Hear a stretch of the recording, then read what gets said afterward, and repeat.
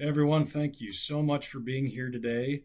We're going to get started really quick. I want to welcome everybody to Navigating Accounting and Taxes for Startups. Exciting stuff. I know everyone loves to talk accounting and taxes, but hopefully, we're going to try and make it educational for you guys, hopefully, a little bit fun. Hopefully, my humor's to some of your liking. I guess we'll find out. But, this is the second time that we've done this, so I know we have a couple people that were at the last one, so you'll notice I look a little bit different in this one, a little more clean shaven.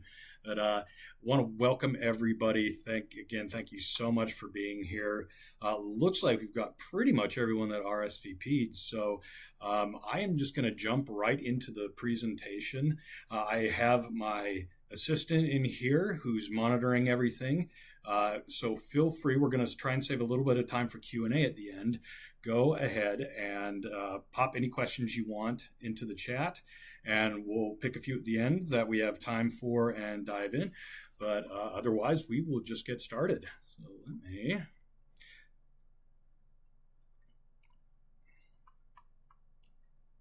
So again, this is Navigating Accounting and Taxes for Startups. So this is a great presentation for anyone who is thinking of starting a business or is in maybe the first year or two of business.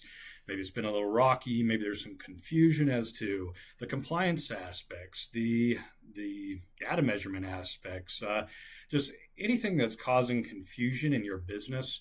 Hopefully, some of these points that we're going to talk about today will address some of those and help you move your business along the path to even more success. So, who the heck am I, and who the heck am I to talk about all this stuff? I'm David Lewis. I'm a certified public accountant, certified management accountant, certified fraud examiner, and certified internal auditor. A lot of alphabet soup. What does that mean in a practical sense? I've been serving clients for 12 plus years in my career at this point.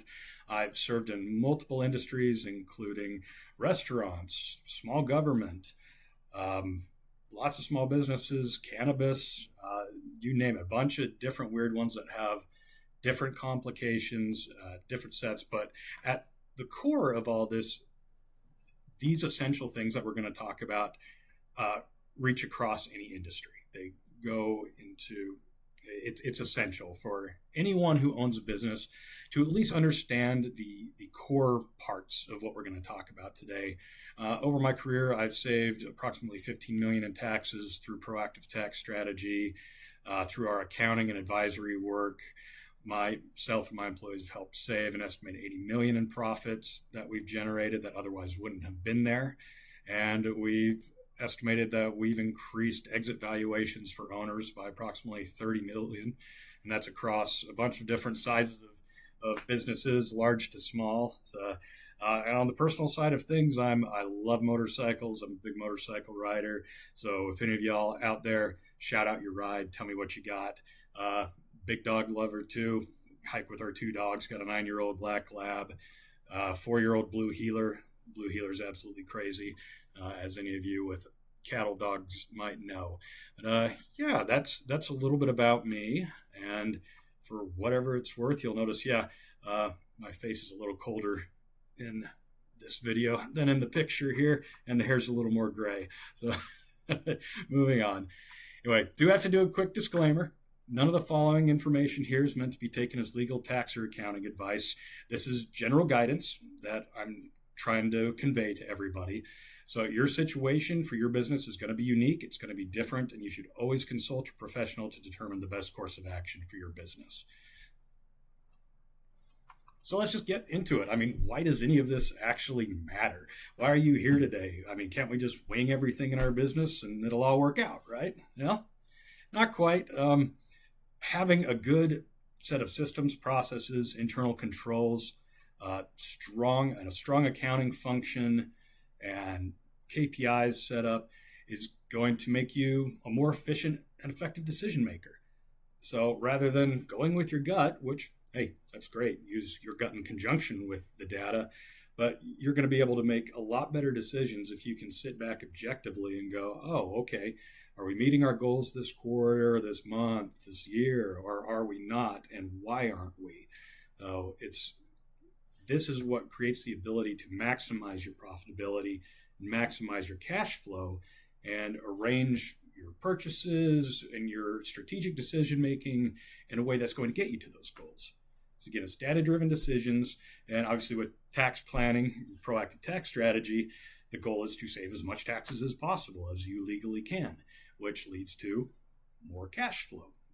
Taxes are one of your biggest cash flow sucks you're ever going to have in both your business and personal life. So goal here is to always save as much taxes as possible, work within the code, find every little nuance that we can to get you the most money possible.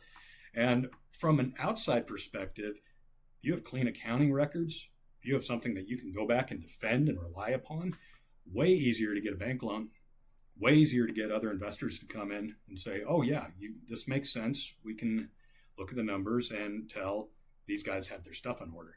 So way easier to get other people to invest in you if you've invested in yourself first with these systems. And finally, higher exit valuations.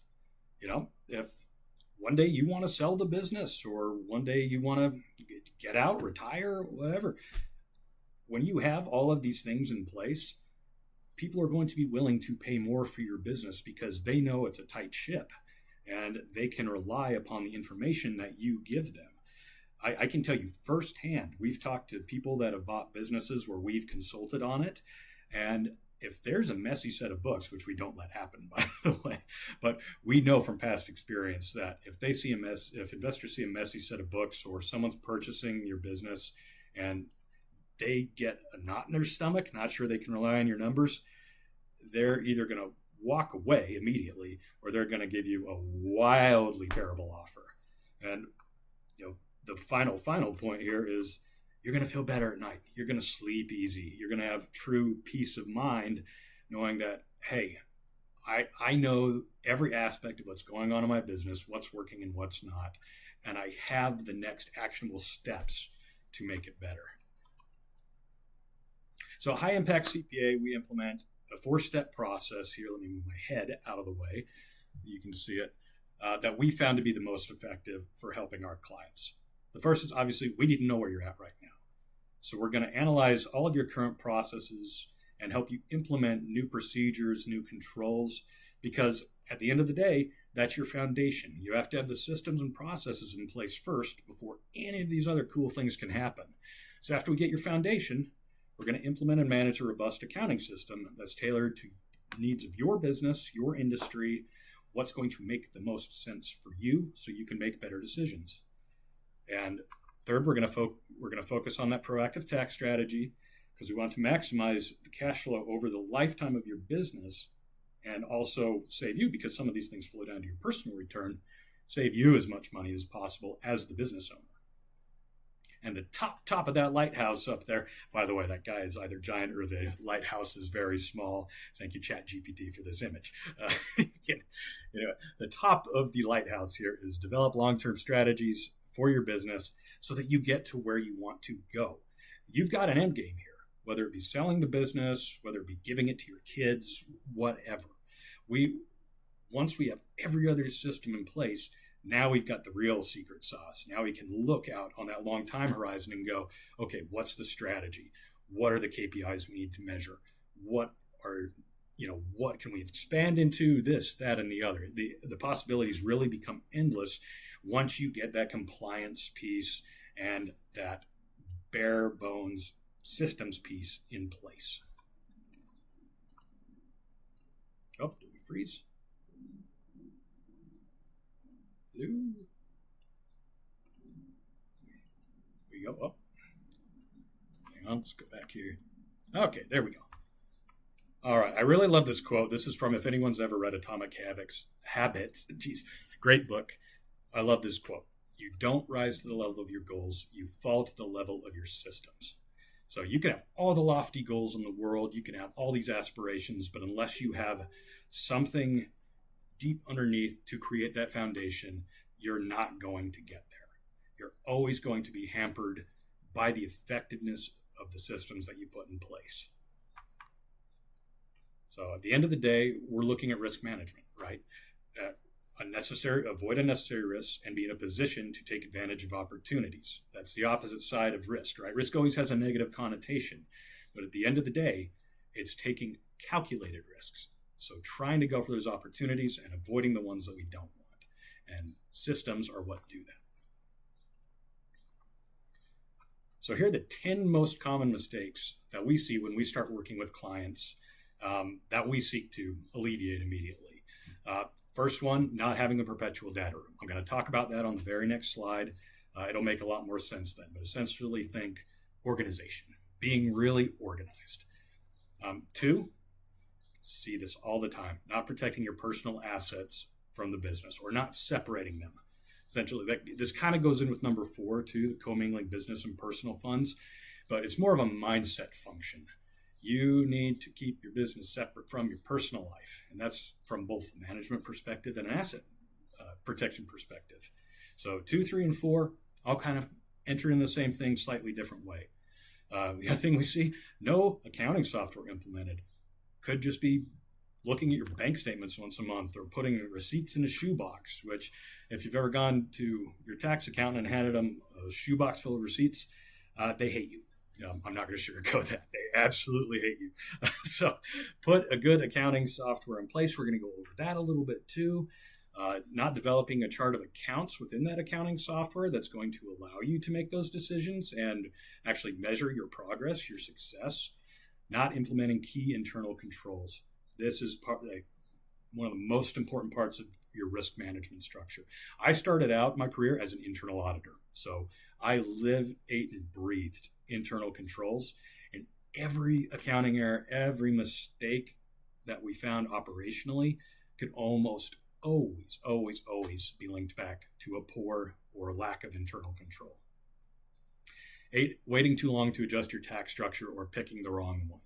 This is really easy to do, and it's really easy to get complacent on if you don't have some advice in place. So we're going to go over the high-level stuff and try and help you with that. Not establishing a monthly bookkeeping or accounting analysis cadence or rhythm. If you're just kind of ad hocing everything, that's not very systematic. It's not going to really serve you well when you're trying to measure the success of your business. And number 10, not leveraging the right technology. This is the age, baby. We got AI now. We've got so many different applications that can talk to each other, that can help streamline your operations, help make things more cost effective, reduce headcount, de-skill things. All things that you should consider, and you should always be thinking of it, always be learning, right? Always looking at what new tech is out there. And they're not all perfect. It's important to do your due diligence with it. But things are going to evolve, and you need to evolve with it if you want to stay competitive. So anyway, those are the top 10 things that we see. First one I mentioned, the perpetual data room. Now, this is a fancy term that just means a repository where you store all of your documents securely. So everything from your organizing documents, your articles of organization, to your policies and procedures, your SOPs, accounting and tax information. What this does is it keeps you super organized. You have a system in place. You have naming conventions in place. You have somewhere where you can always go, where you can always point investors, lenders, auditors to. Let's say, hey, we want to see this, this, and this. Oh, you want to see my pitch deck? Great. Oh, here's the financials. Great. Look at the financials. Fantastic. Oh, well, in the financials, we want to see proof of this. Okay, can you show us that you actually made this revenue? Yeah, no problem. Here's all our invoices. Here's the bank statements. Here's the proof of cash. Everything that we need is in there. 90% of the clients that we onboard have no form of this. They've got maybe a file folder where they keep some things, but it's not organized. It's not very well kept, and it's not like I could go to an employee of the business and go, hey, show me this policy, exactly where it's at, point me to it. And that's one of the places it should be. So just imagine it's a big document repository. It's the skeleton of your organization.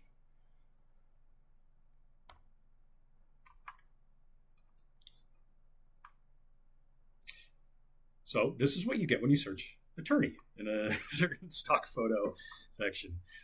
He looks mean, and he's mean because he's coming after your personal assets. So first thing I would recommend, get with an attorney. I hesitate to say this, you can form an LLC online yourself, but it's better to have an attorney look at it to get all of the little nuance, all the legalese in there that is really going to protect your business and, again, set you up with a set of systems to make sure that LLC remains an LLC. So anyway, limited liability company, it essentially means we are separating your personal assets from your business assets. So if someone sues your business, say you've got a brick and mortar, someone slips and falls out front, they can't come after your house, essentially. So this is what we're talking about. It's another form of risk management. Just seriously consider it. Even if you're a sole proprietorship, even if you're just starting out, LLCs are not expensive to form. In some states, California has an $800 a year tax that you've got to pay on them. We're here in Utah right now. We serve clients in all 50 states, but speaking to my Utah crowd here in the chat, it's not expensive. Just go ahead and do it. Make sure you're protecting yourself. And the next step is you can't just register and I'm an LLC, you can't come after me. Nah. Now, you'll pay for the piece of paper, but you actually have to treat your business like a business in order to maintain that limited liability protection. So there's state requirements you got to follow in every state to maintain your LLC. You've got to follow your articles of organization when you create them, your partnership agreements, all that. You've got to put together a board of advisors in most cases. I highly recommend it anyway. And there's some cool tax saving strategies that we can talk about later too that goes with that board of advisors. You've got to have annual meetings. You've got to take minutes on those meetings. You've got to have signatures, everything documented. And the big thing I'm going to talk about as a CPA is ensure you have separate accounting between the business and everything else. So please, dear God, I'm begging you, don't mix your personal and business assets. What almost every new business owner does when they're starting out is, oh, hey, we'll just put all the business expenses on the personal credit card. We'll just mix it all together. Not a big deal. And in very small de minimis circumstances, that's fine. I've gone out before without my business card on accident and needed something. And it's like, okay, put it on the personal card. We'll reimburse it, but there's a correct way and a wrong way to do it.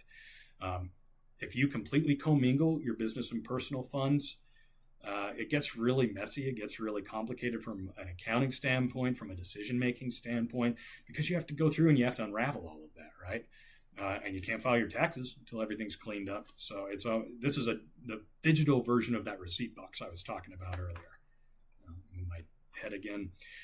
It's one of the fastest ways opposing counsel are going to try to pierce your corporate veil. So again, you're getting sued. Say, nah, I'm an LLC. Opposing counsel is going to come in and say, oh, really? Well, you're not acting like an LLC. You're acting like all of this is the same thing. Your business and your personal are intertwined. So no, we're coming after your house. And again, I put a second slide on this because it's that serious. Please do not mix your business and personal assets. Go out and get a business bank account. It is not expensive. It is not a burden. It'll take you an hour. Take the hour and go get the separate business account. Get a separate business card. Get a business credit card if you can. Start building credit for the business. But do not mix them. Okay, moving on. Next big thing to understand there are key compliance requirements that you're going to have to deal with, primarily taxes at the federal level, at the state level. The big ones at the federal level. You are going to have to pay income taxes. Sorry. You can go to every TikToker out there and look at every one of the different magical ways of saving taxes. There are legitimate ways of saving taxes. And there are ways to pay no taxes, but they have to be applicable to your circumstance. It doesn't work for everybody. If it did, if there were a magic button that everyone paid no tax, I wouldn't have a job. And that's totally fine. We have one of the most complex tax systems in the world. So just understand, be realistic, prepare for taxes. So at the federal level, income taxes and payroll taxes, two different things. Taxes on your income and taxes on payroll. So that's your FICA, that's your Social Security, that's your Medicare taxes. So those you really can't get away from. You can minimize, but you can't get away. And then the same thing with state level. You're going to have way different compliance issues at the state level. So income taxes, if you're unfortunate enough to not live in one of the states without an income tax, you're going to have to pay state income taxes. Same thing with sales and use tax. Not everyone's going to pay this. You've got to have nexus in a state, meaning you've actually met the requirements to have to pay sales tax. If you're a pure service-based business, depends on the state. Most of the time you won't have to pay sales tax. But if you sell any kind of physical good, if you work on tangible personal property, you're going to have sales taxes. You might even have excise taxes. When I helped the cannabis industry, excise taxes were a big deal, man. They're every state, they want their extra pound of flesh. Same thing, alcohol, tobacco, firearms, you're going to have special excise taxes. It really depends on the industry you're in for this one or the type of product that you're selling, but something you ought to be aware of. You're going to have workers' compensation requirements. So you've got workers, or if you're an S Corp and you're an employee of that S Corp, you're going to have workers' compensation insurance. And you're probably going to have annual corporate requirements. So renewing your LLC, submitting minutes, updating your board of advisors stuff. So just be aware, check with your state Secretary of State, check your state tax commission, find out exactly what you need in place, or get a professional that can help you with it. So let's talk about taxes. Most fun stuff. Essentially 4 primary income tax structures for federal and state purposes. One is your sole proprietorship. That's your most simple one. That's just you. You just started a business. You default to this until you elect something else. Partnership, one or more person goes into business together, put money into the business, expect something in return, automatically a partnership. Gets a little more complicated in there. In fact, partnerships are the most complicated types of tax returns out there. There's the S corporation. We'll talk about that. That is your big self-employment tax, your payroll tax money saver. We'll get to that. That's the exciting one. That's where most small business owners are going to find themselves. Is eventually, over time, once you hit a certain threshold, you're probably going to want to be an S corporation. And the final one is a C corporation. So this is your classic corporate status. So anyone, we'll go through the slides and you'll see, but these are your Fortune 500 companies, your Fortune 100. Anyone on a public exchange is a C corporation, unless they're a publicly traded partnership, which is way outside the scope of this. But anyway, so let's dive a little bit deeper into each one. So sole proprietorship, again, your most basic tax structure. If you are one person, you're a single member LLC, or you're not an LLC yet, this is what you default to. You are sole proprietorship. And that comes with some advantages and a lot of disadvantages. So you're going to be the sole business owner. You make the decisions. You get to do it all. That's great. All the risk and the benefit lies on your shoulders. There's no separate business tax return. You report your income and your expenses on your personal return on a Schedule C. So a little bit simpler from a compliance standpoint, a little bit easier from a tax preparation standpoint. You can pay yourself anytime, any way that you want. You don't have to run yourself through payroll. You can literally do a bank transfer from your business account to your personal account and say, hey, that's an owner draw, just paying myself this month out of my profits. Fantastic. Downside is all of the profit that you make is going to be subject to that payroll tax, self-employment taxes, so Social Security, Medicare. Let's dive in a little bit deeper. When you were a W-2 employee, if you look on your W-2 or your pay stub, guess what? You paid Social Security and you paid Medicare. But what you probably don't see is that your employer also paid into that. So you pay 7.65%, the employer pays 7.65%. Now, as a business owner, you get to pay both, which is the real crappy part. So imagine you make $100,000 in profit this year. You're a sole proprietor.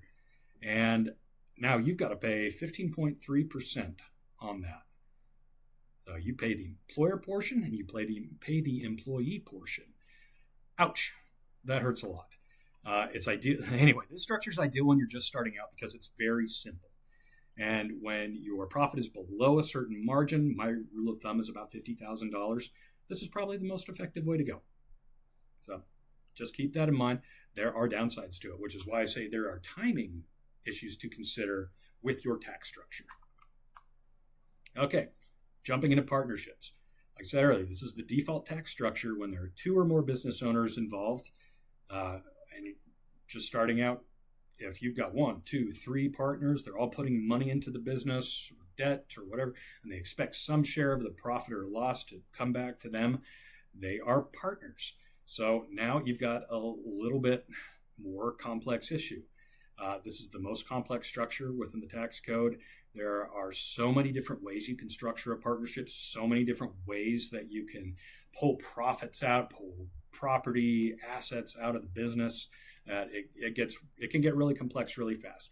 Most for small businesses, pretty straightforward. Side note, awesome tip. Make sure you get a written partnership agreement, guys. Again, go to an attorney, hash out all of the provisions, because partnerships end all the time and they end ugly. So if you're in business with someone else, make sure you have an agreement and understand how the profits are going to be split. What happens if someone dies? What happens if someone wants to buy the other one out? Go get that. Anyway, again, that was a sidebar. I go off on tangents sometimes, forgive me. So some of the complexities with partnership structure, you're going to need a separate partnership return filed every year. It's on a Form 1065 partnership return. A partnership is a pass-through entity. So the partnership itself isn't going to pay tax, but it's going to pass the profits through down to each of the partners based on what they've agreed upon.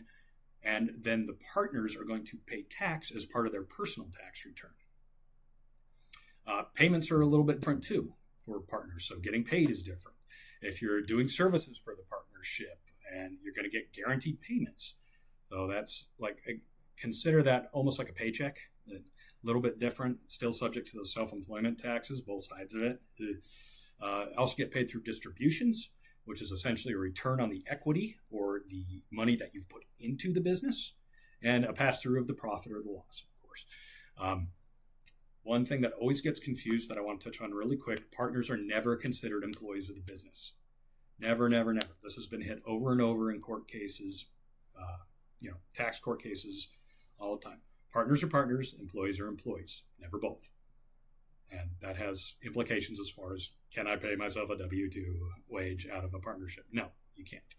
So this is ideal when there's a great deal of flexibility needed, such as different compensation structures, different distribution requirements, things where it gets hairy really fast. There are a lot of different unique tax structures that are outside the scope of this. So you have a partnership at top, have your own S corp below it, have it flow down. Again, outside the scope of this, but a cool thing we can talk about later. Okay, S corps. These are the fun ones, man. This is where the self-employment tax savings start to really hit. So this is a tax structure. You'll hear a lot of the times, should I be an LLC or should I hear an S corp? You'll hear that a lot online. You can be an LLC taxed as an S corp. They're two different things. An LLC is a legal status. An S corporation is a tax status, essentially a tax election. So you've got to elect to be treated as an S corp with the IRS. Super easy. It's one set of forms, not a big deal. But like the partnership, you're going to have a separate business return each year. It's a pass-through entity like a partnership. So the S corp doesn't pay taxes. It passes it down to the business owners. And in this time, you're considered a shareholder. An S corp is short for S corporation, right? So now you've become a shareholder. You're paid in two different ways. This time, if you are an owner shareholder, you are going to be paid as an employee. You are going to take a reasonable salary that is subject to self-employment taxes, and you're going to get a W-2 at the end of the year, like you would with your old, day job that you had, and you're going to report that. You're going to pay self-employment taxes on it. That's fine. Here's the cool part. Shareholder distributions out of an S corp are not subject to self-employment taxes. This is where the big money savings come in. It can be exponential if you get it right and do it correctly. Huge, massive. So the trick is you do have to take a reasonable salary. And what's reasonable, that's a topic for a different day, but depends on the job duties you do. They look like, what would it be in another company if you're doing similar job duties? What does it look like? So it takes a little research and it takes a little analysis to make sure that your compensation is defensible in the case of an audit. The other thing about S corps, though, is there are strict requirements as far as who is eligible for it. So you have to have less than 100 shareholders in the whole business. So, this is not for, holy cow, we want to expand into a public market. It doesn't make a lot of sense. You're only going to have one class of stock, so everyone's going to have the same. If there are shares of stock outstanding, everyone's going to have the same rights. So no preferred stock. It's basically just common stock at this point. And there's limits on types of shareholders. You can't have foreign investors. You can't have certain types of investors come in and hold stock. But this is ideal for self-employment tax saving strategies, and you don't have a complex distribution structure. So with a partnership, you can distribute profits however you want, in whatever kind of structure you want. With an S-Corp, distributions to shareholders have to be made pro rata. So if you're going to distribute $100,000, everyone's going to get a portion of that $100,000 based on the number of shares that they hold. So just be aware of that. There's not as much flexibility with distributions. The final one is the C Corp. This is your full corporate structure. Any publicly traded company that you see that you can buy stock from is going to be a C corporation. It requires its own separate tax return. It's corporate tax return. The big disadvantage for a C Corp is double taxation. Now, unlike the partnership and S Corp, a C corporation does pay tax at the corporate level. Right now, they have a straight 21% tax on their profits that has to be paid at the corporate level. So if you are a shareholder in a C Corp, the corporation is going to pay tax, which leaves less profit for you to take out. And where the double taxation comes in is when you do get payment in the form of a dividend, that's taxed to you on your individual tax return. So tax twice, kind of a bummer. The advantage to the C Corp, there's no limit on the types of investors. Anyone can come in. This is ideal for large capital raises. So if you are a tech startup, you got something real cool going that could really explode into something extremely valuable, profitable, you're going to want to be a C Corp. If you got private equity coming in and looking at your business, you're going to need to be a C Corp. So just a quick summary. So separate tax return for a sole proprietorship goes on your personal, separate tax returns for all the other structures. Pass-through entities, sole proprietor, not technically a pass-through entity. It goes from your Schedule C up to your main 1040, but I'll just say yes for demonstration's sake. Partnerships, S-Corps, yes. Profits and losses pass through to the owners. C Corp, no, pays tax at the corporate level. How do you pay yourself? Sole proprietorship, pay yourself however you want. Pull it out. Do whatever you want with it. Partnership, you get paid through guaranteed payments and a percentage of profit and loss. And that's going to come through to you on a Form K-1. So on your tax return, on your personal tax return every year, you need to make sure to include that K-1. In an S-Corp, a little more complex, right? You got to be paid that reasonable salary. You're going to be paid through wages. You're going to get a W-2 at the end of the year that's going to go on your tax return. And then for your distributions, for your percentage of stock ownership, you're going to get a K-1 at the end of the year. And for the C Corp, you get paid through wages. If you're an officer, you can be paid wages. So again, you're going to get a W-2, and then if you take a dividend, you get a 1099 dividend. Who are these best for? So proprietors starting out, partnership if you've got complex needs or you've got multiple partners, and it defaults to a partnership. For S Corps, small companies, limited shareholders who want to save on self-employment tax, bingo, baby. S Corp's the one. And for C Corp, public companies, those who want to do an IPO, large capital raises, foreign investors, C Corp. It's the way to go. All right, moving away from tax. We got through it, man. We got through it. Okay, so next step, we got to choose an accounting system. This is going back to that foundation level stuff.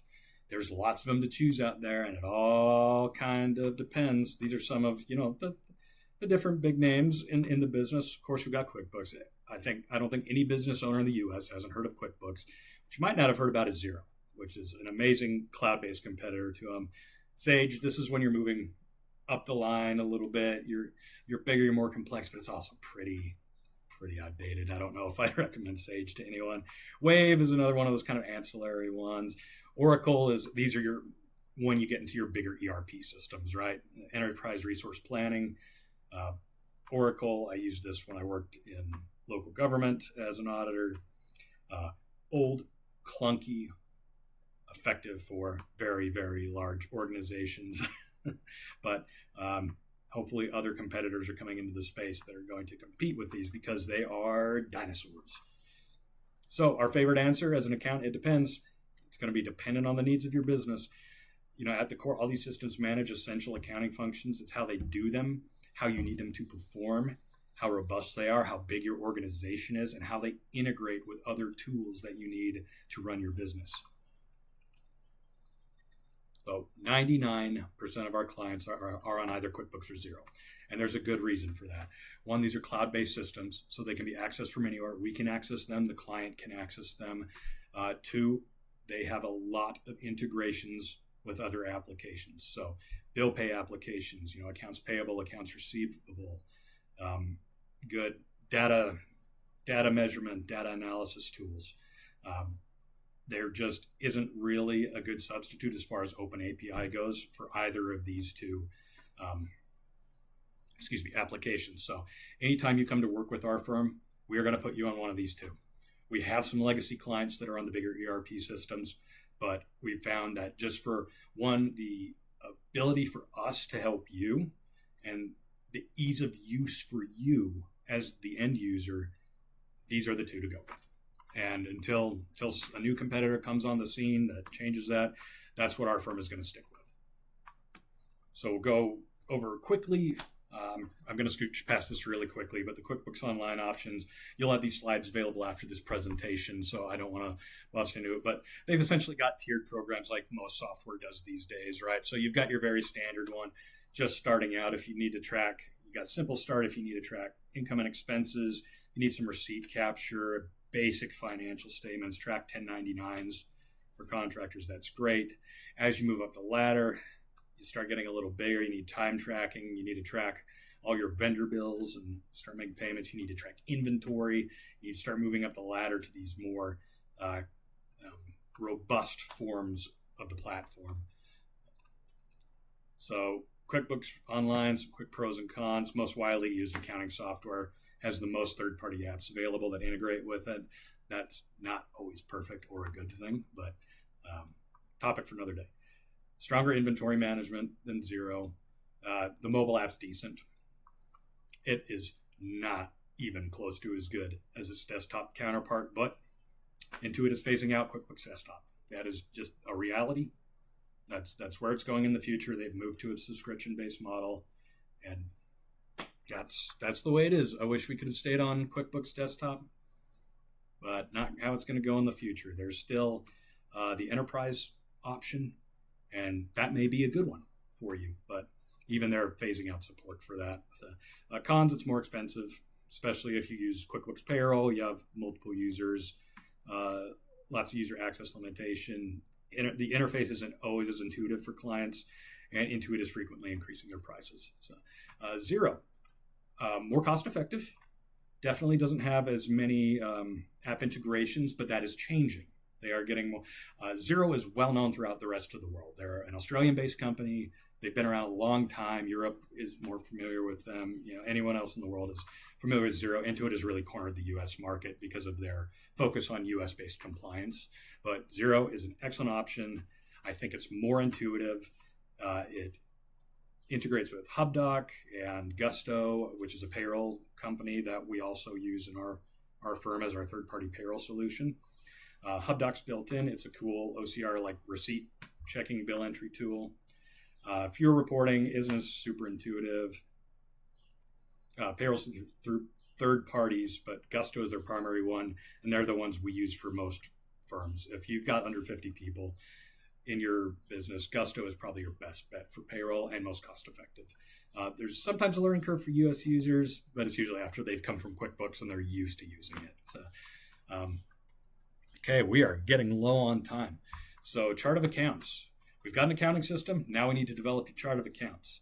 So what this is, it's simply a listing of all the accounts your business is going to use, broken down by account type. So assets, liabilities, equity, income, expenses. That's the long and short of it. It should be robust enough where you can make good business decisions, but you can also roll it up to a single page. So if you want to hand it to an investor, it looks nice and clean. And this is where it takes a little time thinking it through, going, hey, what kind of categories do we want to look at? What makes sense from a management perspective to put on this thing? It makes sense to have a little bit of an accounting understanding of the very basic accounting equation. I'm not going to go into normal balances, contra accounts, or anything like that. But if you understand the basic accounting equation, your assets are going to equal your liabilities plus your owner's equity. Then you are going to understand how your financial statements balance, because it works on double entry accounting. Every transaction is going to hit at least 2 accounts. So I'll give you a quick overview. If I put $20,000 cash into my business to start it, now I know I've got $20,000 in my bank account. But on the other side of that, it has to balance the equation. I now have $20,000 in equity in what I put into the business. So 20,000 balances. Say I need to pay a utility bill. I pay the utility bill. Utilities expense shows up on my profit and loss statement. And then all of a sudden my cash goes out $250. So I have $250 less cash. Makes sense. Very easy. You don't have to understand all that, but if you kind of just have that in your back of your mind, you'll understand as you're working with your accounting software what's kind of happening behind the scenes.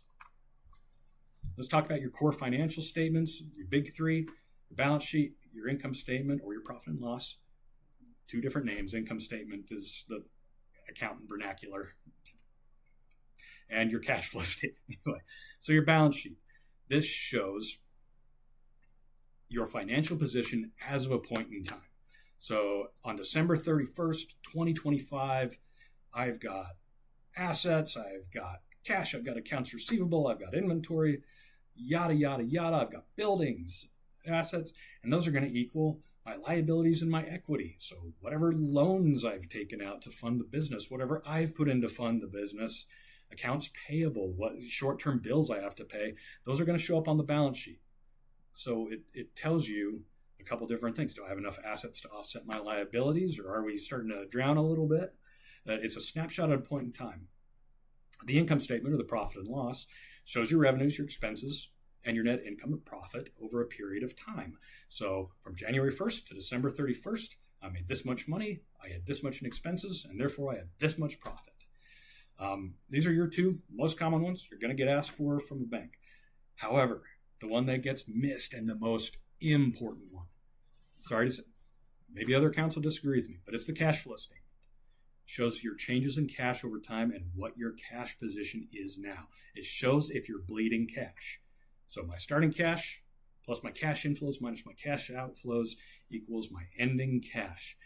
And what that tells me is, holy crap, are we spending more money over time than we have? What is our runway? It tells you if you are going to go out of business or if you are going to stay in business. So keep that in mind. That is your core financial statement. That is the one. These other ones are super important, but your cash flow statement is the one you should live and die from. Okay, accounting's done. Now let's get back down deeper into that foundation. We only have about 7 minutes left, so I'm going to go fast. Internal controls. We're managing risk. I love this picture. I've used this in presentations before. Nuclear power plant right next to a spider farm. What could go wrong? Well, this shows a lack of thought or internal controls or what. Anyway, 3 types of controls: preventative, detective, corrective. Your most important ones are the preventative because it stops the problem from happening. So these are things like, go back. Proper authorizations for transactions, purchasing authorizations. Think of those as the big one. My new hire shouldn't be able to go out and buy a $100,000 piece of equipment without me knowing. Segregation of duties. My new hire should be able to go out and buy $100,000 worth of equipment and then manipulate the accounting records to show that that never happened. Physical controls. My new employee shouldn't be able to break into my warehouse into a section he's not allowed to without it logging him, or just complete lack of access. Shouldn't have access to the server room. Right? And so that IT access controls, that's still a physical control. Same thing. Detective controls. I need to see if something went wrong, or I need to have a start to an investigation. Reconciliations. I need to reconcile my accounts every month. That's a control. Looking at my budget and looking at my actuals and seeing what the difference is, that's a control. Same thing, reviewing the work of the person underneath me. That is a control because that's a quality control, right? And then you need to have a corrective control when something goes wrong. You need to have training, retraining. You need to have some form of discipline put in place that everyone is seeing, part of the tone at the top of any organization. And, we've had instances where I'm a certified fraud examiner. I've done fraud examinations in my career where we found employee theft, and, the business owner, for whatever reason, doesn't want to prosecute. Whether it's an embarrassment to them, they feel bad, they don't want to ruin the guy's life. The problem is that sets a tone for all the other employees. So it's one of those, you got to have corrective controls in place too. Okay, let's just do an example. Segregation of duties. I kind of alluded to it earlier. No one person should be able to authorize purchases, have custody of purchases, and manage purchase data in the accounting system, right? Because I can make stuff disappear. If I have access to the checkbook and I can go buy inventory, and then I can pull that inventory out of the warehouse and make it look like we never received it or the cash was never paid, then I've got away with it pretty much scot-free. Might get caught way down the road during an audit or someone else comes in. Okay, so what's the control in that situation? You should have different people doing different things. So you should have there should be purchase authorizations. There should be limits on corporate credit cards. If you're receiving inventory, there should be a three-way match between a purchase order, shipping manifest, and an invoice before you send a payment. Things like this. Anyway, so we're kind of reaching the end here. Here's the big overarching summary. Thank you all for putting up with me droning on for almost 50 minutes. But 1, focus on your systems and processes early to avoid pitfalls and increase your ability to scale more quickly. Work with an attorney. Don't mix your business and personal assets. Don't make me go back to those 2 slides. Work with a tax professional. Ensure you're using the right tax structure at the right time. And that your tax professional is proactive and doing planning, because the worst time to do tax planning is at the end of the year, because there's not much you can do at that point. So yeah, you're going to pay a little more for tax planning. You probably pay quite a significant bit more. But if your tax professional, if you pay them $5,000 and they can save you 20, it's facts and circumstances again. But if they can save you 20, you're not getting that return on the market. No way. That's the best investment you've made all year. 4, set your accounting system up for success at the start of the business to help you make better business decisions. Measure your numbers. You cannot manage what you don't measure. I know that's been said to death, but it is true. That's why it's a true platitude. 5, understand how to read your financial statements and use the underlying data to provide context to them so that you understand what they actually mean and can make actionable decisions from them. And 6, again, this is where I see all the shortfalls. Don't ignore putting internal controls and safeguards in place in your business. Put those controls in place. Understand where the risks are and mitigate them. All right, everybody, again, thank you so much, man. It's been a pleasure having all of you here. I really hope you found some value from this presentation.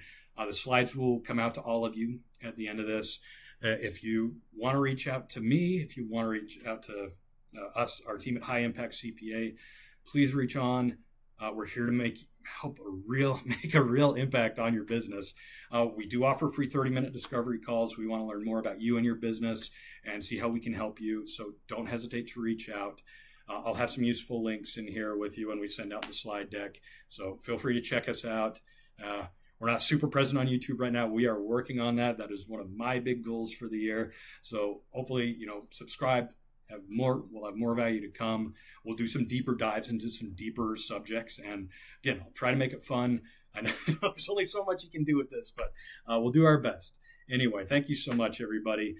Have a great one. We'll jump into the Q&A really quick. I'm going to stop the recording here, but stick around, everyone, for 10 minutes, and we'll get some questions answered. All right. Thanks so much, everyone. Take care.